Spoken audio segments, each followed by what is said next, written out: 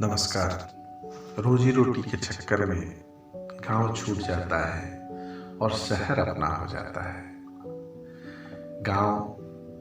गांव की संस्कृति, गांव के अपने लोग हमेशा आपके आने का इंतजार करते रहते हैं। कभी लौट कर देखिएगा, उस दर को, उस दरवाजे को, उस दहलीज को छू कर देखिएगा।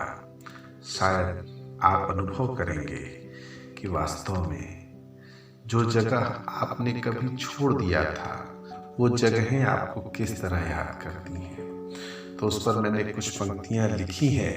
अगर छूट गया है गांव तुमसे तुम्हारा, लौट कर आना कभी समय मिले तो। एक गजब का अपनापन महसूस होगा, लगेगा जैसे कल ही तो गए थे अभी। करना स्वागत सूर्य की पहली किरण का, गांव से जाने के बाद जो दिखी नहीं होगी। शहर तुम्हारा जागता है थोड़ा विलंब से, जहां इमारतों के पीछे लालिमा छिपी होगी।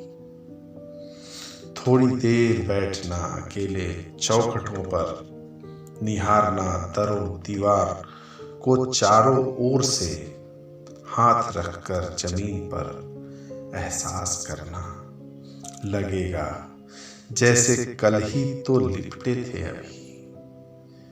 कुछ देर नंगे पांव चलना उन रास्तों पर जिन पर बचपन में फुदकते रहते थे, उठाकर धूल मिट्टी फिर अपने हाथ में, एहसास करना नंगे बदन लिपटे रहते थे। बगीचे के पेड़ों के बीच कुछ पल बिताना, छूकर उन लटकती शाखाओं को देखना, मिल जाएंगे अभी भी उंगलियों के निशान। खेलते कूदते डालियों पर लटका करते थे। चलकर देखना खेतों की पगडंडियों पर, कई बार लुढ़के होगे जिन पर फिसल कर। जांचना अपने पैरों के बिगड़े संतुलन को, जो कंक्रीट की सड़कों पर सधे हुए हैं।